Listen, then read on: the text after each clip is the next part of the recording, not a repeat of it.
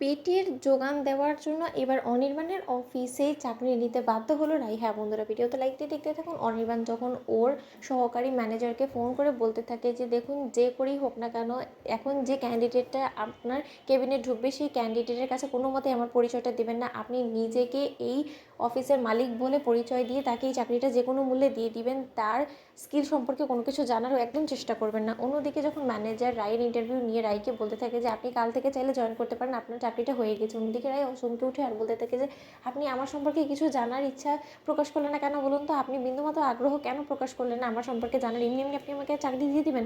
তখন ম্যানেজার বলতে থাকে যে দেখুন, আপনার সম্পর্কে যা জানা সেই সব কিছু আমার অলরেডি জানা হয়ে গিয়েছে, কারণ আমরা যখন কিনা একটা ক্যান্ডিডেটের ইন্টারভিউ নিই তার অনেক গুণ আগেই আমরা কিন্তু তার সম্পর্কে সব কিছু জেনে শুনে তারপরেই তাকে এখানে আসার জন্য ফোন করি। আর তার থেকে বড় কথা যে আপনি যে কাগজপত্রগুলো জমা করেছেন সেটাতে স্পষ্টরূপে বোঝা যাচ্ছে যে আপনি কতটা এক্সপিরিয়েন্স। অন্যদিকে রাই বলতে থাকে যে আপনি হয়তো বা কোথাও একটা ভুল করছেন, আপনি তো আমার কাগজপত্র ঠিক করে দেখলেনই না। আমার অতীত জীবনে যে এক্সপিরিয়েন্সের স্কিলসের সম্পর্কে যতটুকু লেখা ছিল সেই সব কিছু আমি কোনো মতে সাবমিট করতে পারিনি, কারণ আমার স্মৃতি হারিয়ে গিয়েছে আর সেই সম্পর্কে আমার কোনো কিছু মনেও নেই। তার জন্য আমি এতদিন ধরে যতটুকু করতে পেরেছি সেটারই আমি এক্সপিরিয়েন্স স্কিলস হিসেবে এই ফাইলে জমা করেছি। আর সেটা দেখে আপনার এতটা আমাকে অভিজ্ঞ এবং দক্ষ মনে হয়ে গেলো চাকরির জন্য, সেই বিষয়টা বেশ আমাকে অবাক করে দিল। অন্যদিকে ম্যানেজার বলতে থাকে যে দেখুন ম্যাডাম, আপনার কি এই চাকরিটা লাগবে কি লাগবে না আপনি আমাকে সেটা বলুন তো, তাহলে আপনি এত তর্ক করছেন কেন বলুন তো।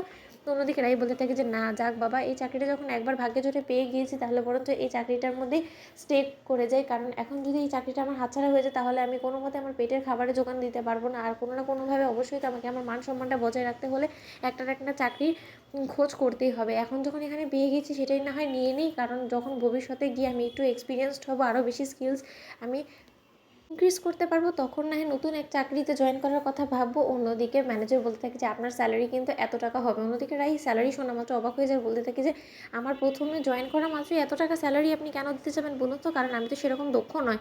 অন্যদিকে ম্যানেজার বলতে থাকে যে আচ্ছা ভারী মুশকিলে পড়লাম তো, আপনাকে যেখানে ভালো টাকা স্যালারি দেওয়ার কথা আমরা বলছি সেখানে আপনি এত আপত্তি কেন করছেন সেটাই বুঝতে পারছি না। আপনার কি নিজের কাজের উপরে বিন্দুমাত্র নিজের ভরসা নেই? তখন রাই বলতে থাকে যে না সেরকমটা নয়, আমি আমার যথেষ্ট পরিমাণে চেষ্টা চালিয়ে যাব যাতে আপনাদের আমার এগেনস্টে কোনো রকম কোনো কমপ্লেন না থাকে। অন্যদিকে এই চাকরি হয়ে যাওয়ার খবরটা যখন অনির্বাণ পাই, ঠিক সে সময় অনির্বাণ বলতে থাকে যে যাক বাবা বাঁচা গেল, কাল থেকে অবশ্যই রাই এই অফিসে চাকরি করার জন্য এখানে আসবে। আমি কোনো না কোনোভাবে অবশ্যই রাইয়ের গোটা পরিবারকে এই খবরটা দিয়ে রাইয়ের গোটা পরিবারের সাথে একবার হলো রাইয়ের দেখা করার একটা ব্যবস্থা করে দেবো। অন্তত তারাও যে এতদিন ধরে রাইয়ের জন্য অপেক্ষা করেছে, যার জন্য এতগুলো দিন ধরে কষ্ট পেয়ে আসছে, তারাও তো অন্তত এই সুখবরটা জানার অধিকার রাখে যে তাদের মেয়ে বেঁচে আছে, তাদের বোন বেঁচে আছে। তারা এই খবরটা শোনার পর যে তারা কীভাবে রাইকে আষ্টেপৃষ্টে জড়িয়ে ধরবে সেটা ভেবেই আমার কেন যেন গা শিউরে উঠছে। তো বন্ধু, ভিডিওটি ভালো লাগলে লাইক এবং শেয়ার করে সাবস্ক্রাইব করতে ভুলো না।